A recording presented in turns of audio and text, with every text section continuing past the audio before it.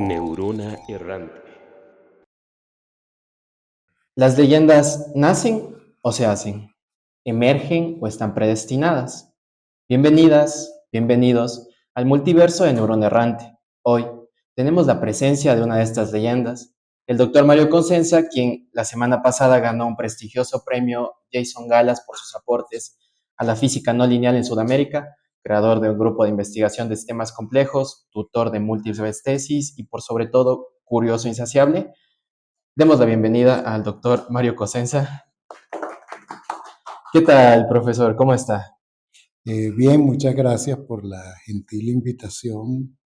Pues es un placer y un honor estar en tu programa. Es un honor para mí, pues, además compartir contigo. Es compartido el honor. Como toda leyenda tiene un inicio, empecemos. Profe, su paper más citado trata sobre relatividad general. ¿Qué giro inesperado le llevó a especializarse en física no lineal, en esto de la teoría del caos? Ese paper al que te refieres, de hecho, fue mi tesis de De licenciatura. grado, Mi ya. tesis de grado fue mi primer trabajo, ¿no? Y fue una experiencia extraordinaria. Básicamente, al fin y al cabo, el problema se reducía a resolver una ecuación diferencial que surgía de una hipótesis que había planteado y pude encontrar, a pesar de ser una ecuación no lineal, una solución analítica. Claro. Y luego hicimos, en colaboración con otros investigadores, o simulaciones numéricas, que en ese entonces Más difíciles era que ahora. difícil, se estaban empezando a hacer esas cosas. Y bueno, ese paper se publicó, es del año 81, creo, Sí. 1981.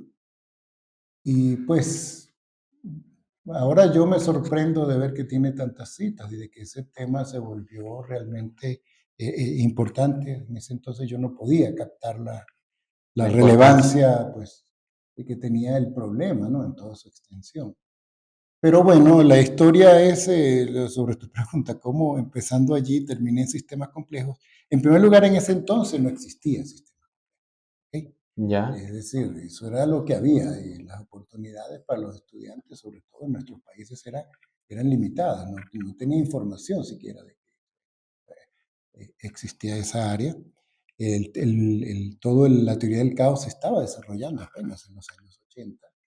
Entonces, cuando me fui de posgrado, yo tenía intenciones, yo fui a la Universidad de California, en Santa Bárbara, en Estados Unidos. Mi intención era seguir en relatividad general, inicialmente, Claro. porque bueno, eso era lo que había hecho y tal, estaba muy, muy motivado. Pero allá me empecé a enterarme, pues, de otras cosas que se estaban haciendo en la física y una serie de circunstancias, algunas de tipo, pues, ¿cómo te diría? ¿Suerte? No, de tipo político, de las cosas que pasan en nuestros países, que Mm. en ese entonces justamente yo me fui con una beca del gobierno venezolano y en ese entonces justo cuando yo tenía como un semestre, un año allá, hubo una gran devaluación de la moneda y entonces pues nos suspendieron las becas a todos los que estábamos Uf, afuera. Entonces fue una crisis fuerte. económica fuerte y además eso coincidió con que pues escuché por primera vez hablar de caos. En ese entonces escuché una charla de un profesor que habló sobre la inestabilidad, o sea, el caos, fenómeno de caos en el satélite Hiperión del Ajá. planeta Saturno. Es bastante conocido ese caso. Exactamente. Yo escuché esa charla, ese En descubrimiento, yo presencial. creo que presencial, cuando apenas se estaba haciendo, ¿no? Entonces tuve esa suerte y eso me impactó mucho. ¿Sí? Y bueno, una serie de circunstancias, en parte la crisis económica que tuve y en parte pues las nuevas oportunidades que había en esas cosas. Y eventualmente pues decidí pues Optar. cambiar, optar por otra cosa y bueno, me fui, terminé allí la maestría en la Universidad de California y me fui a la Universidad de Texas, en Austin, donde estaba en ese entonces un grupo, pues, tope, ¿no? Es el de Harry Mundial, el Sweeney. del grupo de Harry Sweeney. Claro, de los El primeros centro que de los primeros, aportó los pioneros, a como tú la teoría del sabes, caos. de los pioneros en los grandes descubrimientos. ¿Cuál era la frase que tenía Harry Sweeney en la puerta? En el laboratorio tenía una frase que decía, we are number one, but the competition never sleeps. Never sleeps, claro. Somos buenos, pero la competencia Que la no. competencia nunca duerme. Eso Sí, lo mantiene motivado a uno. sí, bueno, tuve oportunidad de tener sí, profesores de ese nivel, o sea, de una sabiduría extraordinaria, pero Capral, además de Sweeney, una calidad humana pues increíble. Fui muy afortunado de estar en esa escuela. de compartir con ellos. Sí, Justo que hablamos de este tipo de estrellas increíbles como Capral, Sweeney, Kaneko, todos estos padres de esta teoría. eh, si usted tuviese la oportunidad de hablar con algún científico del pasado, ¿con quién sería? ¿Con quién si quisiera tener una charla científica sí o sí? pues yo creo que me encantaría hablar con Galileo. ¿Sí? Sí, Galileo es uno de mis héroes. Y sí, yo creo que con Galileo podría uno compartir un buen vino y conversar de muchas Sí, cosas. Galileo Sí, es de los primeros. Galileo para mí es fascinante. Y, Fascinante, me encantaría. y si Y se... además, imagínate una conversación con Galileo Uf.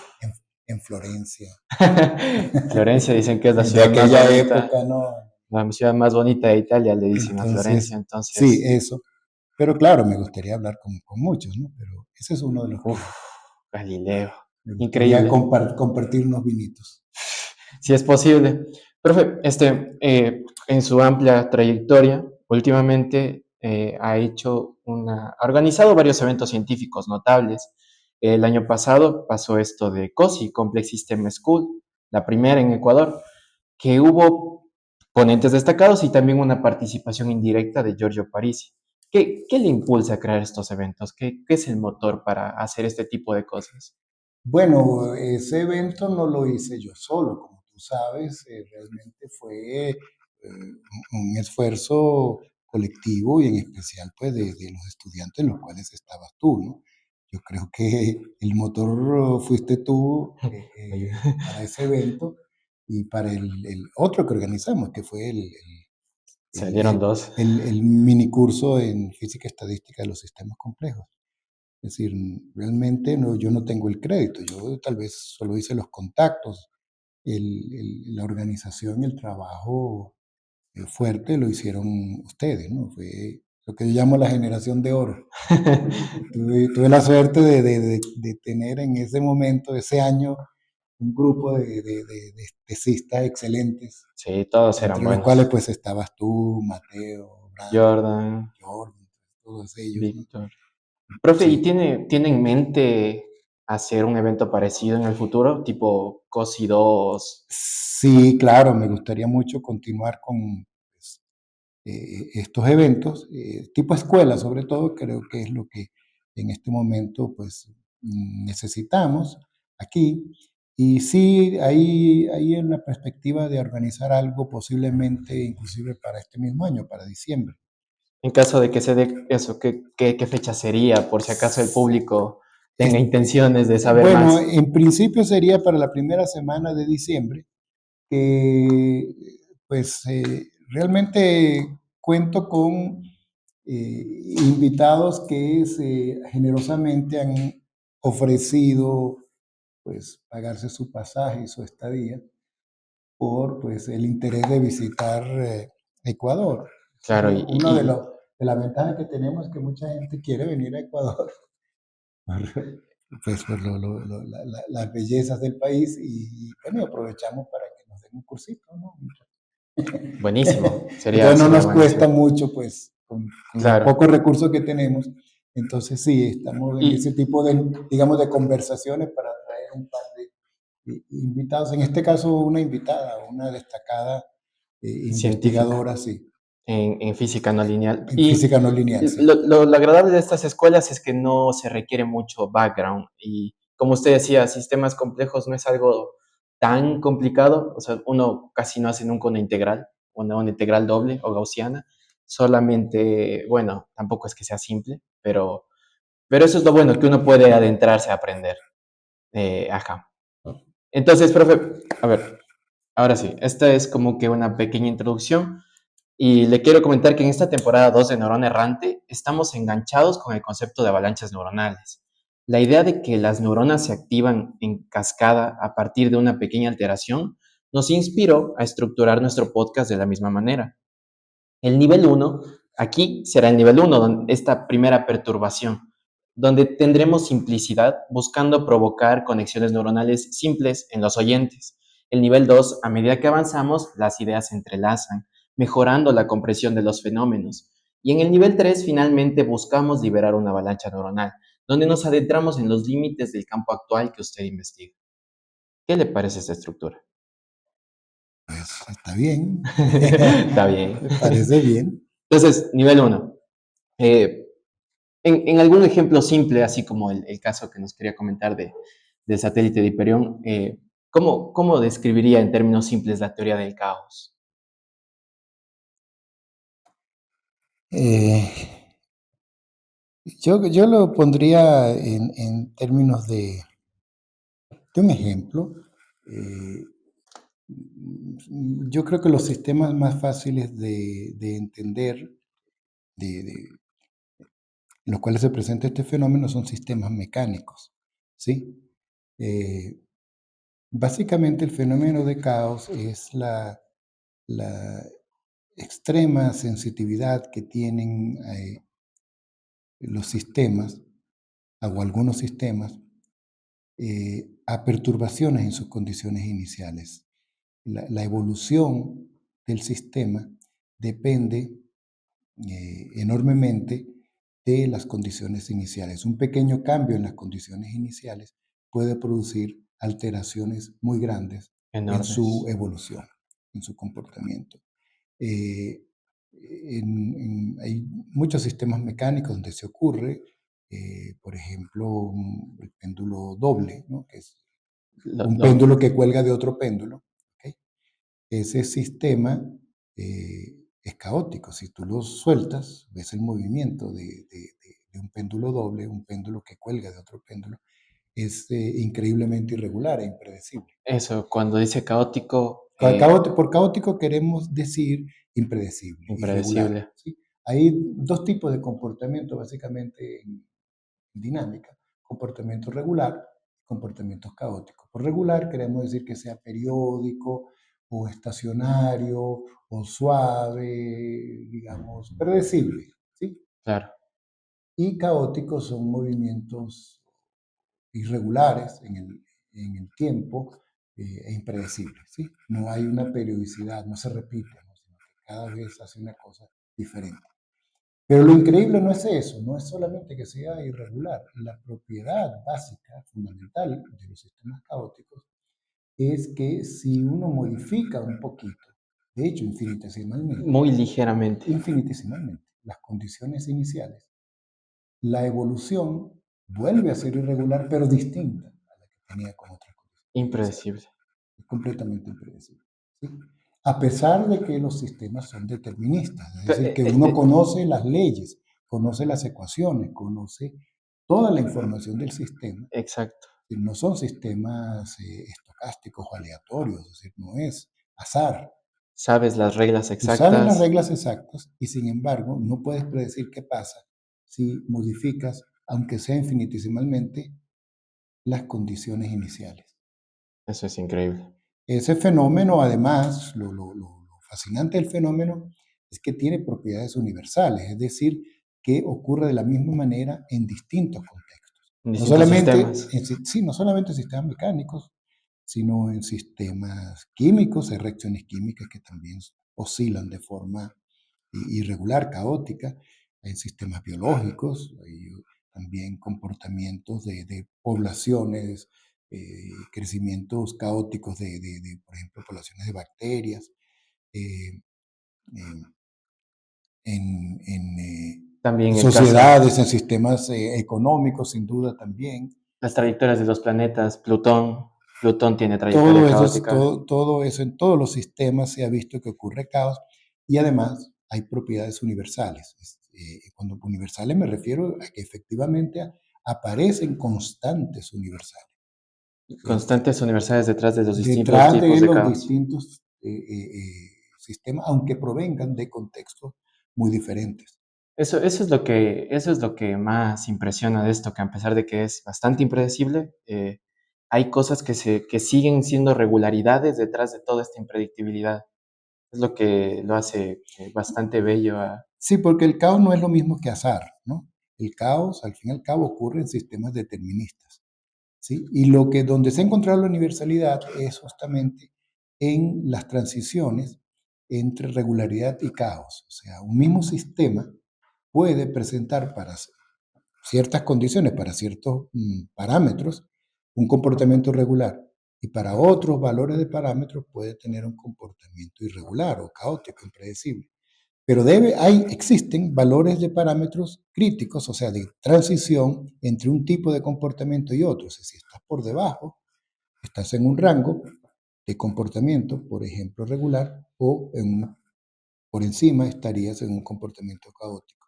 Justo en la transición ocurren propiedades universales. Eso es lo que hemos encontrado. Ocurren, de hecho, constantes universales en la transición entre comportamiento ordenado o regular y Y comportamiento caóticos. caótico. Claro, todo esto Eso es de... universal y es análogo, se parece a las transiciones de fase termodinámicas en sistemas físicos. Por ejemplo, la transición de del agua. líquido a gas en el agua, que ocurre a 100 grados, ¿sí? Distintos líquidos tienen distintas temperaturas de ebullición, o sea, el agua a 100 grados, el alcohol a otra temperatura, ¿sí? También pasa de líquido a gaseoso y así. Sin embargo, en el valor crítico justo de la temperatura en que un material pasa de líquido a gaseoso, ocurren propiedades universales. Aparecen exponentes críticos que tienen el mismo valor en todos los sistemas. Claro, profe, aquí para Eso algo mismo que... ocurre en el caos. Eso es lo bello, Uh que -huh. lo asimilan a esto. Pero hay algo que, bueno, al menos yo tenía esa duda y creo que es importante aclarar.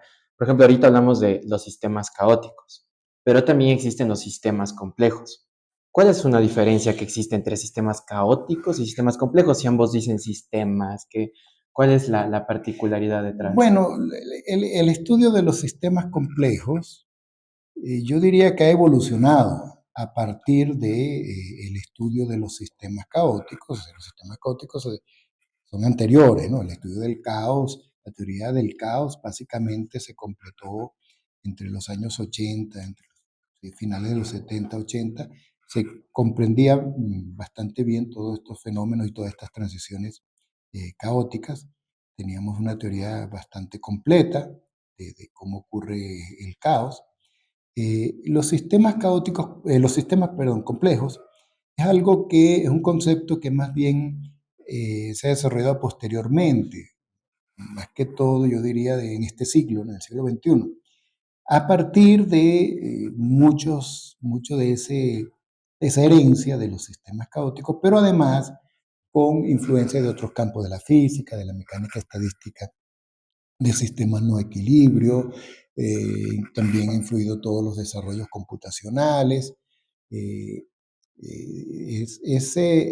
los sistemas complejos es algo, un área mucho más amplia, que incluye muchas cosas, incluso los sistemas caóticos, ¿sí?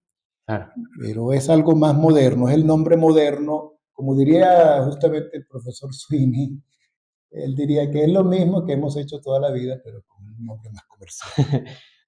Sí, sí, igual y la manera bonita que me acuerdo que lo comentaban también es que, por ejemplo, los sistemas caóticos nacen de sistemas muy simples. Un péndulo doble solo tiene, digamos, dos elementos, dos nodos, dos masas.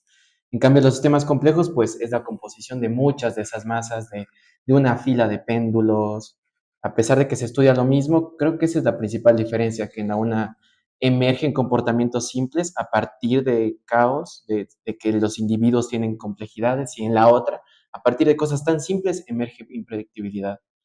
Eso es bello. Y el último detalle que me encantaría preguntar es, ¿qué tiene que ver lo lineal y lo no lineal detrás de estas cosas? ¿Cómo aporta esto? ¿Qué es no lineal en la vida real? No lineal quiere decir que no vale el principio de superposición. Es decir, si, si A, digamos, implica f de A, ¿sí? Y B implica f de B, donde f es una función aplicado a B. Entonces, lineal significa que si aplica la función f a la suma, f de A más B, es igual a la suma de las funciones. ¿Sí? Es decir, la suma de las causas es igual a la suma de los efectos. Eso Claro, es lineal, ¿sí? O que, pues, una variación de un parámetro, pues, crece proporcionalmente, ¿sí? Eso es lineal. Si tú sabes una solución o tienes dos soluciones de un sistema, entonces la suma de esas dos soluciones también es solución. ya, Eso es el principio de superposición. En sistemas no lineales simplemente eso no ocurre. no se Y cumple. por lo tanto son mucho más generales, son mucho más abundantes, porque exigir linealidad es exigir mucho. Sí, Realmente muy pocos sistemas son lineales. La mayoría de los sistemas en naturaleza son no lineales, ¿no? ujú, Normalmente, justamente nos enseñan los sistemas lineales primero en nuestra formación en general, porque se pueden resolver analíticamente, ¿sí? Y los sistemas no lineales, en cambio, no tienen soluciones analíticas en general, hay que tratarlos pues de manera diferente. Sin embargo, justamente ha sido el desarrollo de la computación los últimos años que ha permitido abordar ese tipo de sistemas no lineales y por eso es que se ha desarrollado todo el estudio de sistemas complejos, ¿no? Porque claro, por la capacidad computacional para tratar sistemas no lineales. claro, La no linealidad es esencial en los sistemas complejos sí. eh, En la teoría del caos y en los sistemas y en los complejos sistemas es complejos, lo así no es. lineal es lo más importante aquí. Excelente, profe. Vamos al nivel 2.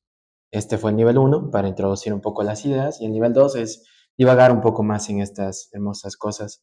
En el libro de Lorenz, que habla de la teoría del caos, de Edward Lorenz, menciona algo muy bonito, que dice que los atractores son el corazón del sistema, del caos detrás del sistema. Y ponía ejemplos de que si tú dañas este atractor, estás dañando el corazón del sistema. ¿Qué papel tiene un atractor detrás de la teoría del caos? ¿Qué te dice el atractor? ¿Qué es un atractor? ¿Y por qué Lorenz lo llama corazón del sistema? Bueno, Lorenz se caracterizaba, como sabes, por el uso de esas metáforas, ¿no? Sí. El capítulo se llamaba Corazón Roto cuando lo de los Sí, atractores. sí, ciertamente. Y la metáfora de la mariposa, el aleteo de la mariposa, que es justamente, posiblemente resume todo lo que es la teoría del caos. La metáfora de la mariposa es muy poderosa y se la debemos a Lorenz.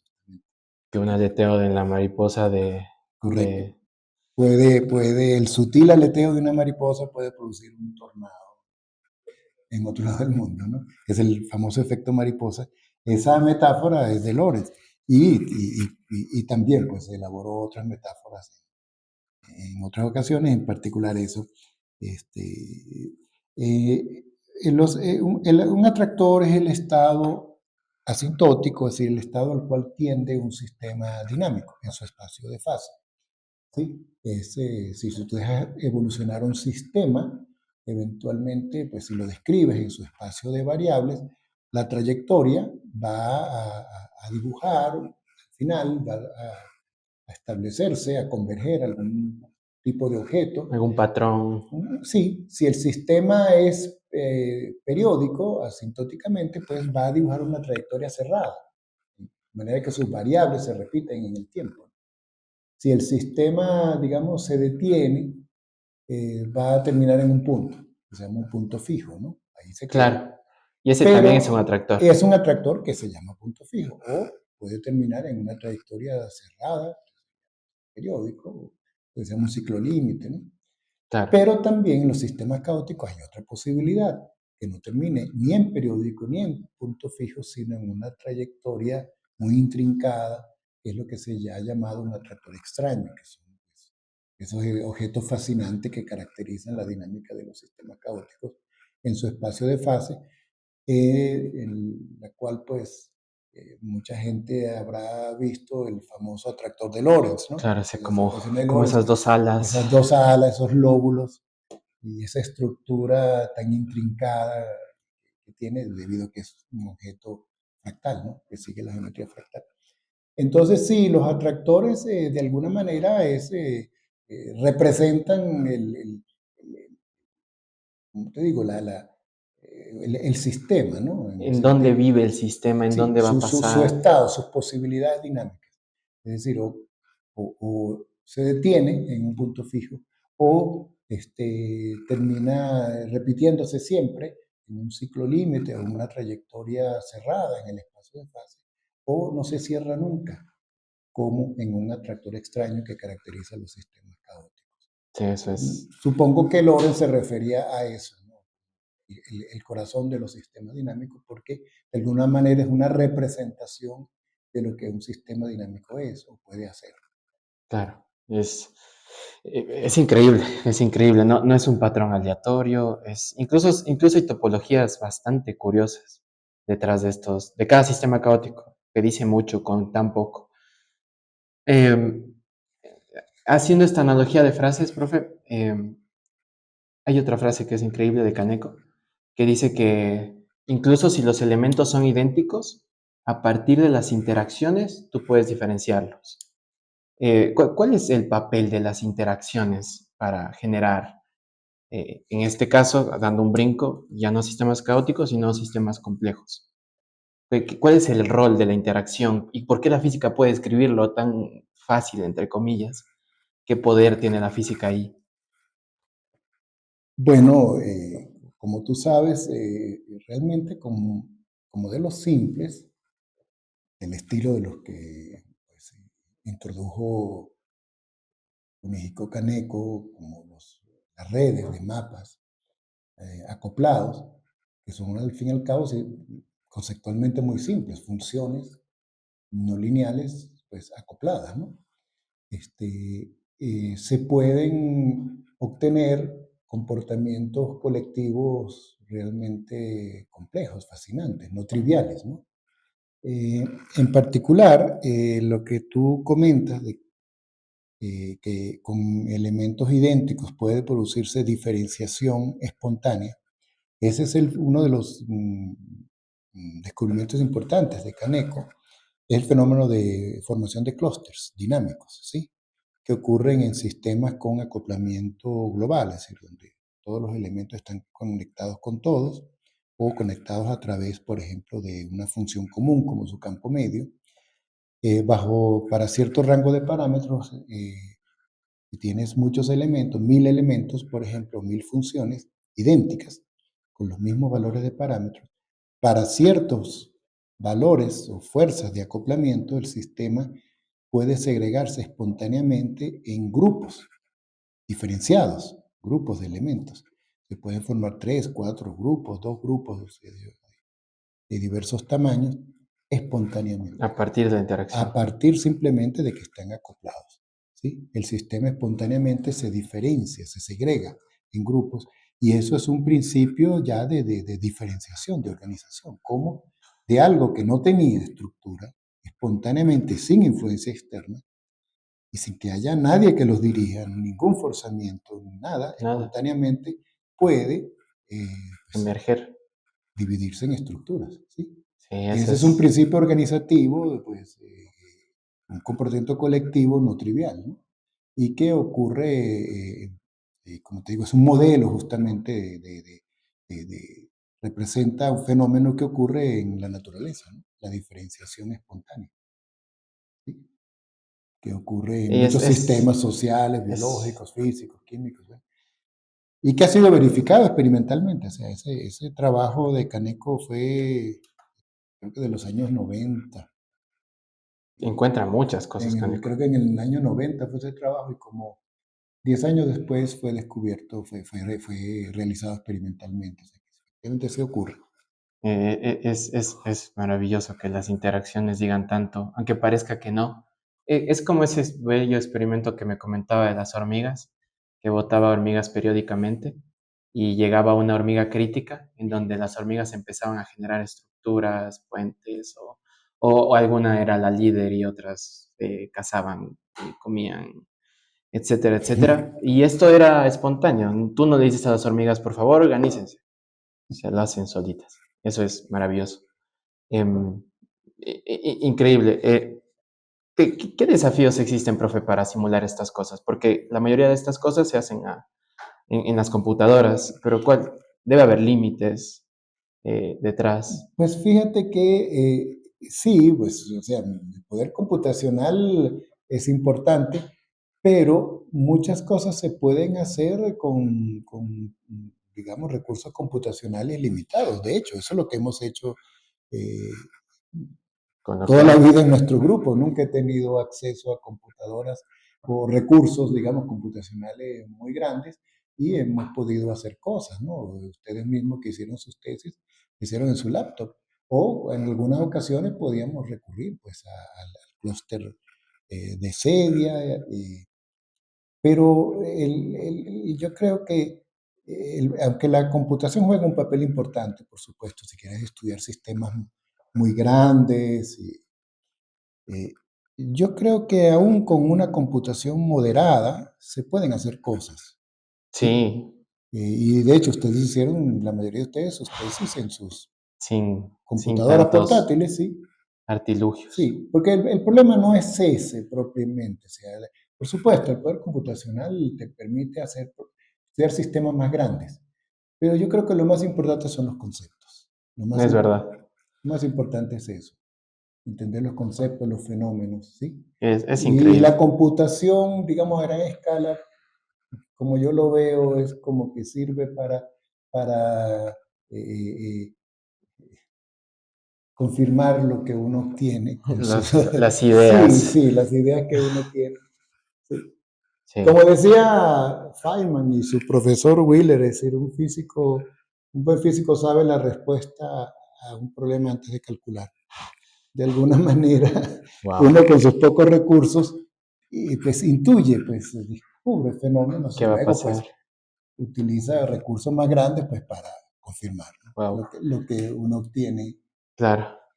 Pero justo habló de John Wheeler y pues para pasar al nivel 3 hay una frase de John Wheeler que es increíble, que dice que cada cosa, cada partícula, cada fuerza, incluso el espacio-tiempo continuo, deriva su función, su significado, su existencia entera, así sea de manera indirecta, del apartado solicitado de preguntas de sí o no, elecciones binarias que simbolizan la idea de, del funcionamiento físico detrás.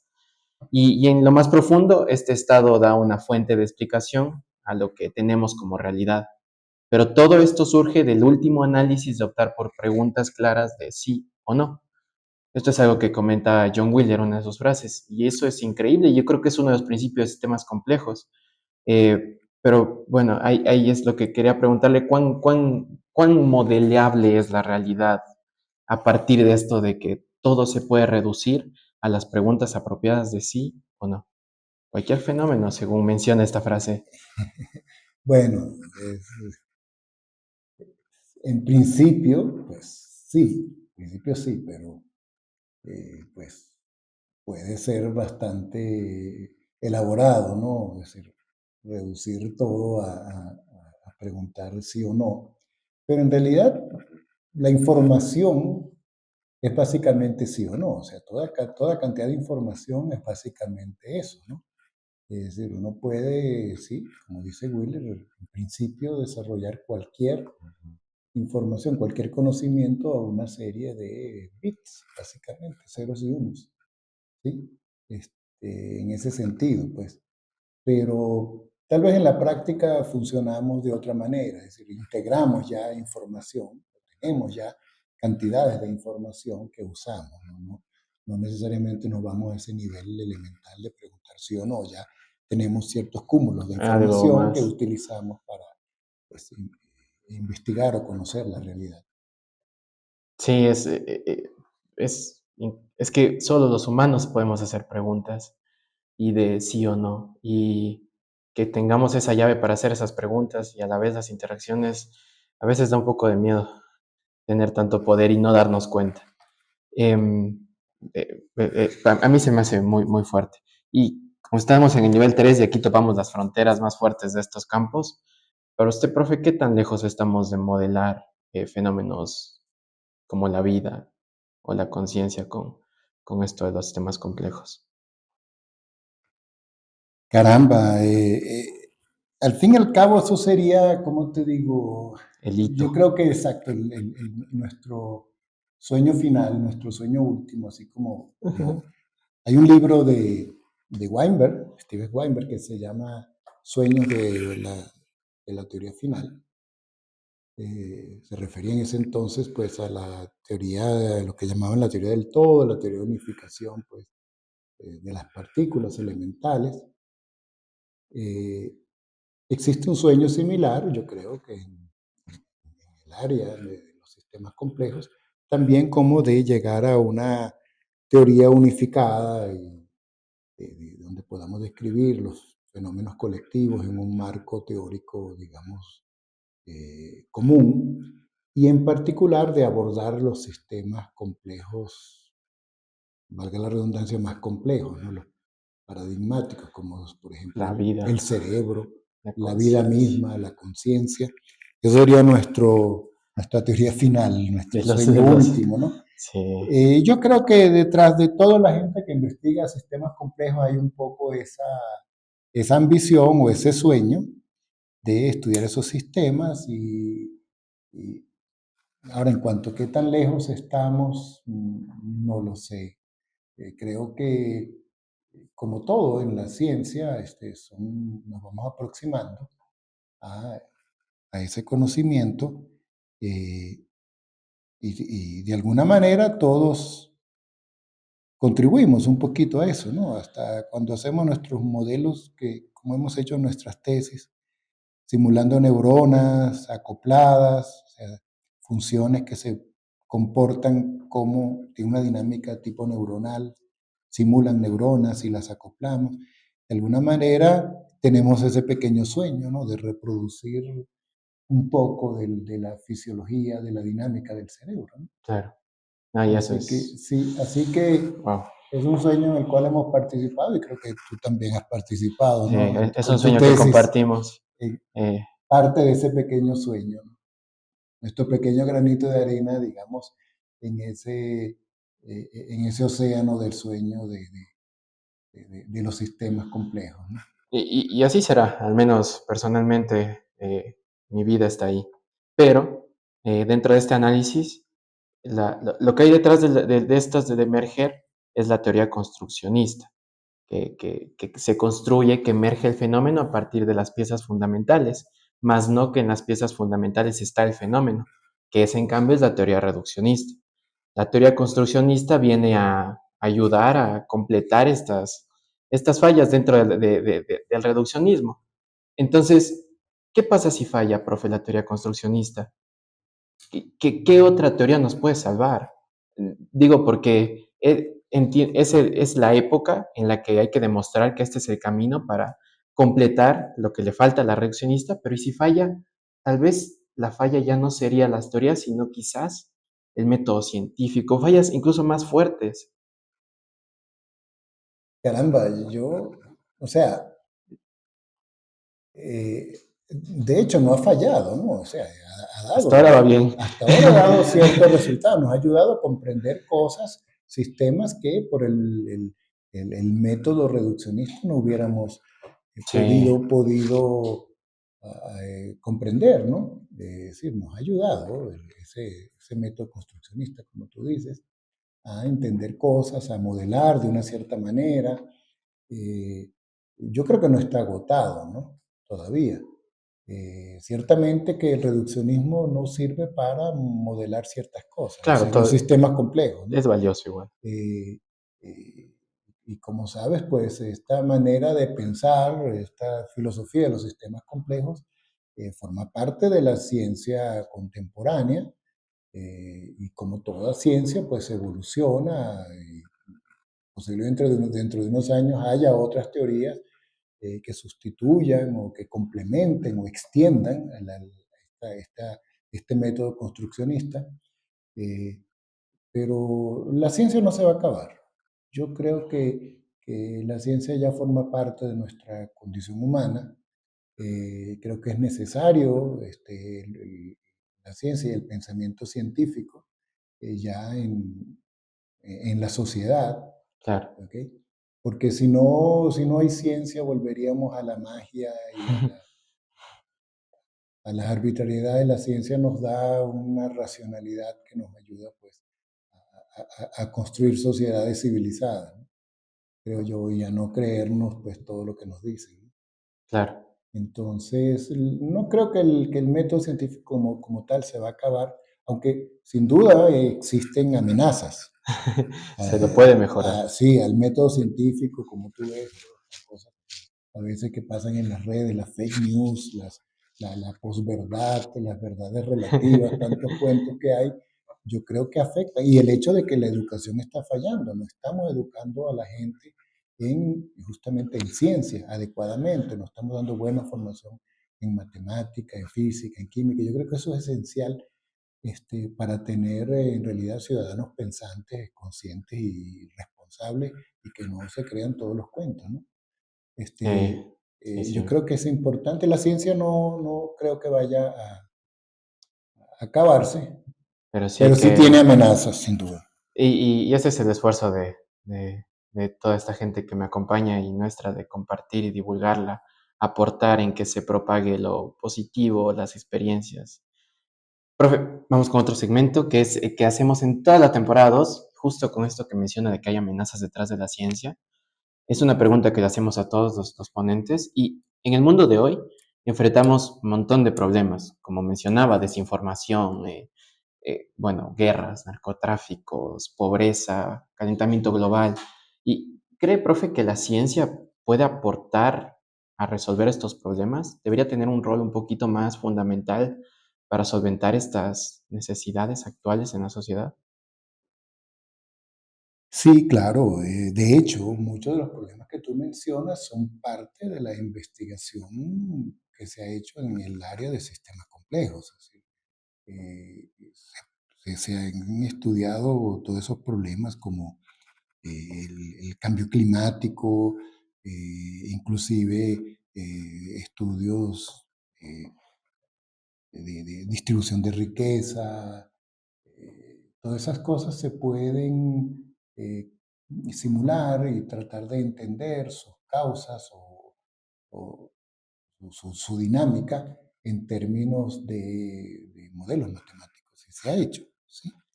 Como tú sabes, hay muchas simulaciones de ese estilo en sistemas dinámicos aplicados, pues, a sistemas sociales. Se han podido hacer eso. La ciencia lo ha hecho, y en muchos casos sabemos lo que hay que hacer. El problema es que la ciencia la hacemos los científicos, y los científicos no tenemos poder. No tenemos No tenemos poder. poder de decisión. Es decir, los que deciden son los políticos, que generalmente no son científicos ni tienen formación científica. Y por lo tanto no entienden de verdad la naturaleza de los problemas. Piensan en términos de otra manera, ¿no? La intención de los políticos es mantenerse en el poder. En cambio, los científicos, nuestra intención es el conocimiento, Aprender. aprender el conocimiento. Y hay cantidad de cosas, de estudios publicados sobre muchas cosas relacionadas con los problemas que tú mencionas, pero que no le hacen caso. Y los Sí, políticos son los que toman las decisiones, no nosotros. ahí hay un bache, hay una grieta que sería bueno solventarla con el tiempo. Yo creo que hay que educar en ciencia a la población, y que ojalá algún día lleguemos a tener políticos pues, que entiendan física. Estoy seguro que si los Como políticos la de... entendieran el fenómeno del caos, ¿no? Que una pequeña perturbación puede ocasionar algo impredecible, muy Tomarían grande, tomarían con más cuidado cautela. de las decisiones, ¿no? Claro, como ahorita ya está presidenta mexicana, que Sí, eso sería interesante. Yo creo que la comunidad, yo creo que inclusive en el mundo están pendientes de justamente de Sheinbaum, se llama, que es la nueva presidenta, pues el presidente electa de México, justamente sobre su gestión. O sea, ¿qué hace ahora una mujer que ella es física, además ha sido investigadora, reconocida? sí, A ver qué hace, ¿no? es, Ojalá, es, ojalá pues pueda tener sí, las herramientas, los recursos para hacer cosas, pero sin duda que es un caso interesante. si le va bien, puede Sí, empezar a ver estos ojalá, ojalá, casos ojalá. positivos. Yo creo que en general eso es importante, que los políticos tengan una formación científica. Yo creo que los hace mejores gobernantes. Yo sí creo que como científicos tenemos una responsabilidad, en ese sentido que tú hablas, de decir las cosas y de asesorar. O sea, creo que la función de uno, lo que sí podría hacer, y creo yo que además es una responsabilidad de nosotros como científicos, es asesorar cuando nos llamen. Es decir, si un presidente o alguien nos consulta, yo creo que tenemos la responsabilidad de asesorarlos. Sí, en ese sentido. Pero yo particularmente no quiero ser presidente. Pero pues sí, me dan la oportunidad de asesorar o aconsejar al presidente. Pues, Con gusto, sí, con claro, gusto además, demuestro todos creo los yo que modelos. parte de la responsabilidad. Yo creo que estamos cerquita, pero falta algo Bueno, para que nos espero a escuche. ustedes, ojalá alguno de ustedes llegue a eso, ¿no? Tener una posición de influencia, de estar cerca del poder para, con la educación, el nivel que ustedes tienen, puedan asesorar a los políticos, ¿no? Estar cerca allí del poder y que Sí, tomen profe, mejores decisiones, ¿no? sí, muy buena pregunta. Em, Neurona Errante se llama Neurona Errante porque nos encanta que todos los capítulos estén conectados, que haga esta ruta errante del pensamiento a las ideas y también los capítulos. Por ello, hacemos que un ponente del capítulo pasado le pregunte algo al ponente del capítulo futuro. Entonces, hay una pregunta que le dejó el anterior ponente, que es físico matemático Isaac Pérez, y la pregunta dice así: ¿cuáles son los buenos atributos o virtudes que un ser humano debería aspirar y cómo inculcamos estas virtudes a las próximas generaciones? Bueno, pues todo lo bueno que uno puede hacer, es decir, yo creo que la honestidad, la responsabilidad, eh, creo yo que es importante inculcarlo desde el principio. Yo creo que uno es responsable por sus actos, yo creo que uno debe asumir eso desde pequeño y, y la honestidad, ¿ok? Y creo yo también la solidaridad, y voy más allá, yo creo que en general la capacidad de compasión, de entender a los otros y de ser capaces de, pues de relacionarnos sin ningún tipo de discriminación. Son cosas que hay que enseñar y transmitirle a las generaciones, ¿no? Yo al menos trato de transmitir eso, aunque sea indirectamente, pues, en mis clases. Eh, la idea de que la ciencia es universal, la idea de que el conocimiento es libre y es para todos, que la verdad nos hace libres, que no, no somos dueños de nada, sino que todo lo tenemos de paso y lo compartimos. Sí, Creo yo que eso es lo que yo les transmitiría. Y otra cosa, o sea, que es muy importante, o sea, sentir amor en la vida, o sea, tanto que se lo den a uno que no lo reciba como darlo. Yo creo que es lo que hace la vida plena. Yo creo que el amor le da valor y sentido a la vida y que pues lo busquen. lo busqué. Lo busquen, es Sí. muy importante eso. Sean científicos, sean lo que sean, es muy importante eso. Es lo que hace la vida humana plena. Claro, es un motor interesante porque uno diría en ciencia es difícil el amor, pero por ejemplo, Caneco tiene tiene su pareja y hace investigaciones por montones. Pero es que Entonces, no es excluyente, que tiene que ver por qué no puede por qué no puede tener pareja. yo no digo que sea excluyente, pero sí creo que es un ligero limitante de que las personas se dedican más a estudiar, a sus cosas, y esto implica cierto no dar tanto tiempo a la pareja y no una estabilidad, creo. Yo creo que no es excluyente, ¿no? Es como todo, o sea, somos tan humanos como cualquier persona y estamos sujetos a las mismas emociones y pasiones humanas, y sí, yo creo que no tiene nada de, ni una cosa ni la otra, ni el que se dedica, digamos, exclusivamente a la ciencia y no tiene, pues, relaciones sentimentales, o el que sí las tiene, ¿no? Ese todo tan natural, son opciones personales Profe, y nosotros estamos sujetos a todas esas, sí, todas esas acciones como todo el mundo, ¿no? y ese fenómeno del amor es también como sistema complejo, porque Esa emerge. pregunta sí, esa es la pregunta más difícil que me has hecho. Desde la conciencia, tal vez. Esa no me la esperaba. Puede Caramba. ser, digo, emerge, Sí, posiblemente interacciones. sea un fenómeno emergente, ¿no? También, ¿no? Sí, puede ser, pero no me quiero meter en esas profundidades. Solo quería dar consejos y ya. Qué chévere, profe. ¿Alguien tiene alguna pregunta que hacerle al profe? Antes de... Excelente, profe. Eh, este ha sido en general la estructura del podcast. Quisiera solicitar que por favor nos ayude escribiendo su pregunta para el siguiente científico y agradecerle principalmente a nuestros oyentes y aquí al profesor Mario por acompañarnos en este episodio de Neurona Errante. Recuerde que las leyendas nacen o se hacen, siempre tienen una chispa de curiosidad, perseverancia y por lo que vemos, amor. Eh, ¿Qué tal, profe? ¿Le gustó el podcast? Sí, me gustó además el final feliz. Hablando del amor, Sí. el amor y sus complicaciones, Como sistema complejo. como sistema complejo, me pareció un buen punto para terminar.